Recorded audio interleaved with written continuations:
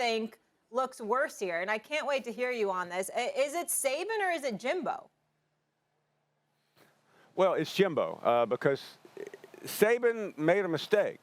He said something that he probably had said privately, and I bet Stephen A. Smith knows what I'm talking about here.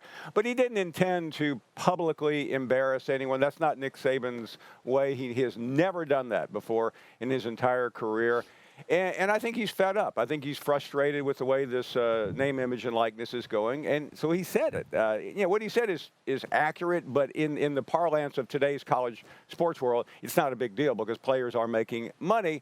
What Jimbo Fisher did was go scorched earth. He got very personal. He used the word despicable in describing Nick Saban 15 times. Now, that's not a lot for Mad Dog to use it in a single paragraph, but it's a lot for a football coach. Right.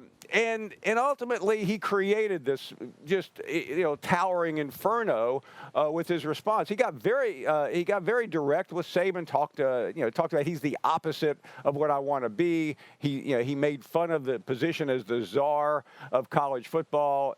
He's even used words like Saban is godlike, and people that have worked for him know differently, insinuating personal character flaws, which I've never heard anybody mention. So, I mean, it was really one of the most extraordinary press conferences I've ever heard. He went DEFCON 1. He did not speak yesterday, Molly. He is speaking this afternoon. What he says will be watched very, very closely. Go ahead, Dougie. Oh, well, listen, I'm with Paul. I love Paul. I listen to him all the time. He knows the SEC a lot better than I do. Here's what I'm going to say. I'm down on the both of them myself. I don't want to listen to Jimbo Fisher, all right?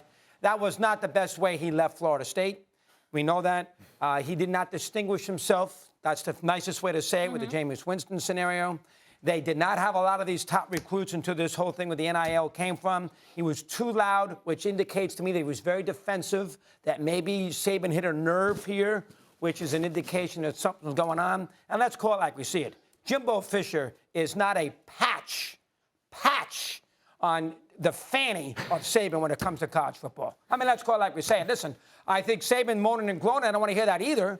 He has gotten they had 37 players. Is it 37, Paul, from the 2017 team that played in the NFL? 37 guys. And he wins a championship every year, and then he gets the top draft picks in the world because everybody wants to go to Alabama. So Nick moaning and groaning about recruiting is a little rough to take. Let's call it like it's a little. This is a guy who's won 7 championships. Can you calm down? Figure it out. I mean, picking on him is absurd. But I'm down on the both of them, but I'm more down on Fisher.